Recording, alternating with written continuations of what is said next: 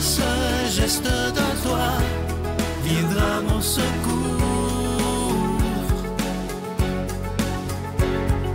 Viens semer dans mon âme le grain de l'amour. Je traverse un désert et je meurs de soif. Montre-moi le mystère qui garde la foi. Bon lundi, bienvenue à votre émission La Victoire de l'amour. J'espère que vous allez bien cette belle journée du mois de juin. Aujourd'hui, je vais vous raconter une histoire vécue. Ça s'est passé il y a quelques semaines. J'étais à l'épicerie, je vous dirai pas où, là. En sortant de l'épicerie, il y a un jeune dans la trentaine, je vous dirais à peu près 35 ans, pas plus, ça c'est sûr. Et il me crie après tout d'un coup, en m'insultant, puis d'aplomb. Ça, c'est rare que ça m'arrive. Il y a des gens qui m'insultent parfois, mais de cette façon-là, c'était assez spécial. Il m'a traité de menteur en disant qu'il fallait que j'arrête de parler de Dieu parce que Dieu n'existe pas. Parce que s'il existait, ben lui, il aurait été heureux dans sa vie alors qu'il ne l'est pas. Et là, il déblatérait, puis il criait, puis mais curieusement, j'avais pas peur. J'avais pas... je sentais que ce gars-là, cet homme-là, il souffrait, et c'est pour ça qu'il criait après moi. Et je sais pas... Bon, j'ai été surpris de ne pas paniquer non plus, parce que on sait jamais, hein, mais je me suis surpris à lui dire... Je lui ai demandé son nom, premièrement. Ça l'a un peu surpris. Alors, il m'a dit Jonathan. Et je lui ai dit, regarde, Jonathan, il y a un café juste en face. Je t'invite à prendre un café. Et à ma grande surprise, il a dit oui. Et on est allé de l'autre côté de la rue, il s'est assis, un peu gêné, je dois vous dire, par contre, parce qu'il ne s'attendait pas à ça. Lui, il s'attendait que je l'insulte à mon tour. Mais ça, c'est pas mon genre, j'embarque pas dans ces affaires-là. Et sans s'en rendre... Bon, on a pris un café, mais sans s'en rendre compte, il s'est mis à me raconter sa vie. Une enfance d'enfer. Maltraité par ses parents, un manque d'amour épouvantable. Là, il était marié, père de 2 enfants. Et sa grande peur dans sa vie, c'était d'être un mauvais mari et un mauvais père. Ça le hantait et il y avait une colère en lui épouvantable. Il détestait Dieu et à un moment donné, j'ai été obligé de lui dire, je dis, Jonathan, tu peux pas détester Dieu, tu me dis qu'il n'existait pas. Tu peux pas détester quelqu'un qui n'existait pas. Là, ça l'a un peu déstabilisé, je vous dirais. Et il a vu que je l'écoutais, en tout cas. La rencontre a duré pas loin d'1 heure. Il a vidé son sac, il a vidé son sac, il a vidé son sac. Vous pouvez même pas vous imaginer comment. Et je l'écoutais sans jamais le juger. J'ai pas dit grand-chose, ça, je peux vous dire ça. La seule chose que je lui ai dit à la fin, j'ai dit, Jonathan, premièrement, il s'est excusé. Ça, il s'est excusé de la façon dont il m'avait crié après. Ça, je garde, c'est déjà oublié. Mais j'ai dit, même si tu ne crois pas en Dieu, je te promets que je vais prier pour toi. Et là, il a juste souri et il ne m'a pas dit merci parce qu'il ne croit pas en Dieu, il a le droit. Et il est parti. À ma grande surprise, moi, je pensais de jamais en rien entendre parler de ce gars-là. 2 semaines après, je reçois un message. Il m'a trouvé sur Facebook. Il a trouvé La Victoire de l'amour. Et c'est moi qui réponds aux messages privés. Il n'y a personne d'autre qui a accès à ça. Alors, à ma grande surprise, je vois la photo de Jonathan qui m'envoie un message en me disant, et j'étais très surpris de la façon qu'il a écrit, « Cher Sylvain, merci tout d'abord, encore une fois, 1000 excuses pour mon attitude, blablabla. Et je ne sais pas si ce sont... Ah, ça m'a touché. Je ne sais pas si ce sont tes prières qui ont fait quelque chose, je ne sais pas. Mais j'ai moins de colère en moi et j'ai décidé de prendre mieux soin de mon épouse, de mes enfants. Je veux pas qu'ils vivent ce que j'ai vécu quand j'étais jeune. Et je le sentais détendu dans son petit mot. Et là, j'ai réalisé une chose que le Seigneur nous dit dans l'Évangile et qui est tellement vraie. Vous savez, lorsqu'il nous dit « Ne jugez pas et vous ne serez pas jugés », ça, je vais le répéter toute ma vie, « Ne condamnez pas et vous ne serez pas condamnés ». Jonathan, finalement, il ne voulait pas être méchant avec moi. Il souffrait.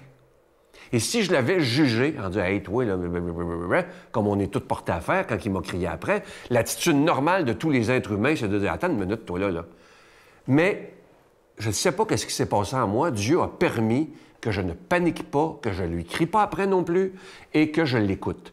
Donc, quand ça vous arrivera, à un moment donné, si quelqu'un crie après vous, si quelqu'un n'est pas correct avec vous, si quelqu'un semble méchant avec vous, dites-vous, cette personne-là, je ne la jugerai pas. Elle est souffrante. Oublions jamais ça. Il y a des gens qui sont très, très souffrants. Par contre, faites-moi pas dire ce que j'ai pas dit. Si dans un couple, quelqu'un crie après vous, ça, c'est inacceptable. Ça, là, inacceptable. Cette personne-là a besoin d'aide, puis vite, il faut jamais, jamais accepter ça. Et moi, j'ai promis à Jonathan, parce qu'il m'écrit régulièrement, et je dois vous dire que c'est tellement beau de le voir cheminer que ça me touche énormément. Alors, je vous demande de prier pour lui, pour Jonathan, et pour toutes les personnes qui souffrent présentement et qui ne savent pas, qui sont gauches.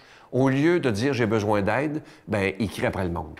Alors, oubliez jamais, quelqu'un qui est souffrant va souvent être extrêmement maladroit. Notre Père qui es aux cieux, que ton nom soit sanctifié, que ton règne vienne, que ta volonté soit faite sur la terre comme au ciel. Donne-nous aujourd'hui notre pain de ce jour. Pardonne-nous nos offenses, comme nous pardonnons aussi à ceux qui nous ont offensés. Et ne nous laisse pas entrer en tentation, mais délivre-nous du mal, car c'est à toi qu'appartiennent le règne, la puissance et la gloire pour les siècles des siècles. Amen. Je continuerai à croire, même si tout le monde perd espoir. Je continuerai à aimer, même si les autres parlent de haine. Je continuerai à construire, même si les autres détruisent. Je continuerai à parler de paix, même au milieu d'une guerre. Je dessinerai des sourires sur des visages en larmes et je tendrai les bras à ceux qui se sentent épuisés. Oui, je continuerai à croire. Juste un peu d'amour donné par amour, il n'en faut pas plus pour soulever la vie. Un seul mot d'amour écrit par amour, et le cœur s'emballe et tout est reparti. Pour juin, le cadeau du mois est absolument extraordinaire. Il s'agit du nouveau CD musical du père Michel Marie, 12 magnifiques chansons. Vous pouvez le recevoir avec un don de 25 $ et si vous en voulez deux, pour donner en cadeau avec un don de 40 $. Je t'aime, je t'aime, je t'aime, je t'aime, je t'aime, la vie. Quand tu pleures ou quand tu souris, je t'aime, je t'aime, je t'aime, je t'aime, je t'aime, la vie. Sur tes beaux jours et sur tes nuits, si le printemps est au rendez-vous, tant mieux pour vous. Mais si l'hiver vous joue des tours un jour sur deux, sous le ciel de Paris, jusqu'au soir vont chanter.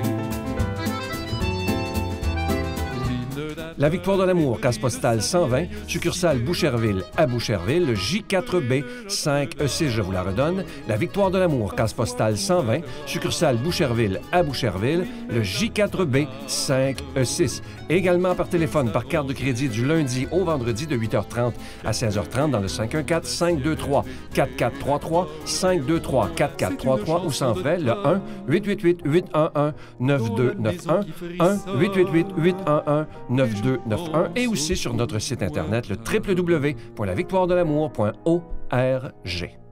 Que reste-t-il de nos amours? Que reste-t-il de ces beaux jours? Mon Dieu, donnez-moi la sérénité d'accepter les choses que je ne peux changer, le courage de changer les choses que je peux et la sagesse d'en connaître la différence. Amen. Aujourd'hui, la parole de Dieu est proclamée par notre ami Victor.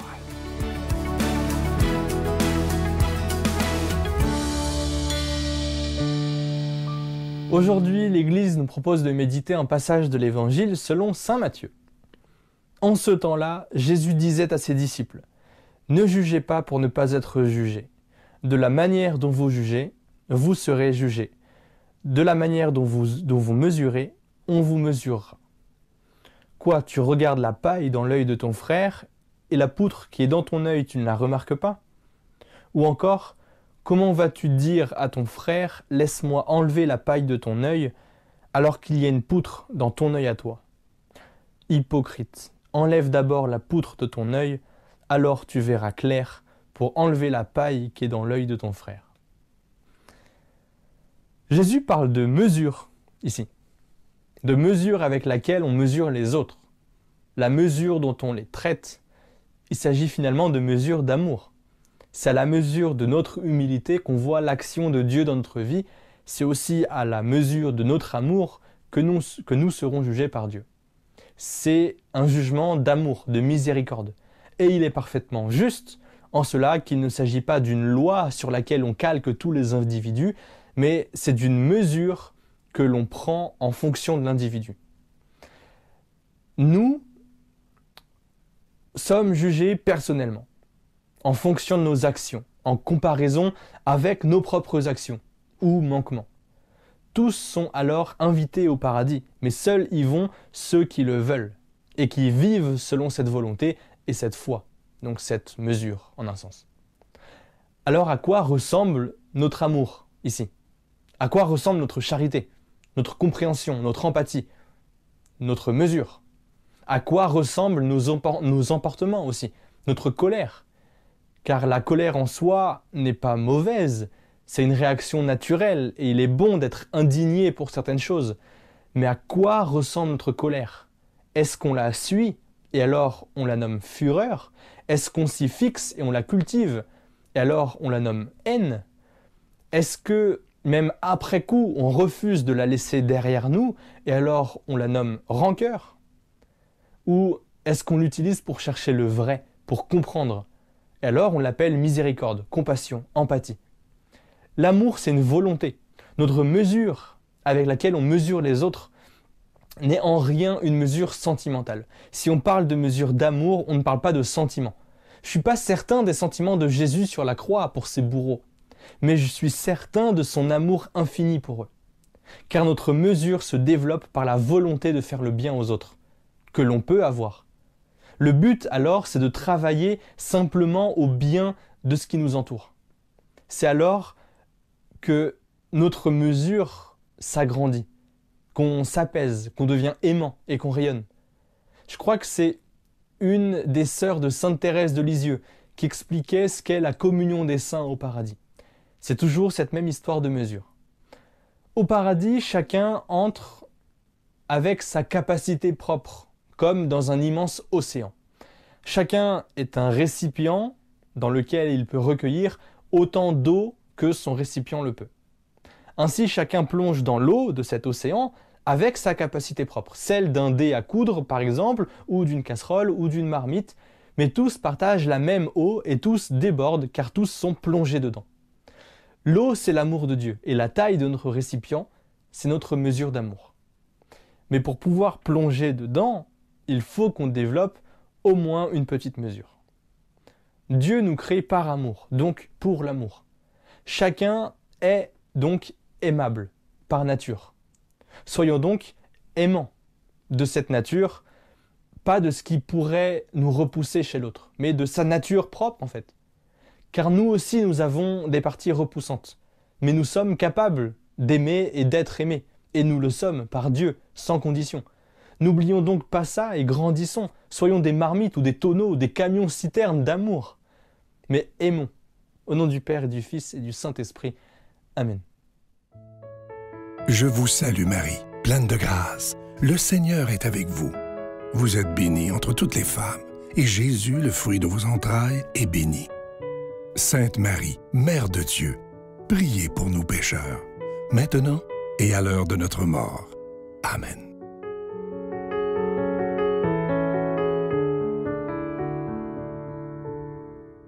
Je vous rappelle qu'à la demande générale, nous avons fait réimprimer des livres de Geneviève. Vous savez, son livre « La puissance de la prière ». Ça a été tellement populaire, on en a manqué rapidement. Et à votre demande, il y avait trop de gens qui en demandaient encore, on l'a réimprimé. Donc, il est toujours disponible, le livre de Geneviève. Bye! Il me disait, tu sais, je vais m'enlever la vie si tu m'abandonnes. Toutes les autres femmes avant toi m'ont abandonné. S'il te plaît, reste avec moi. Donc, ça a commencé comme ça.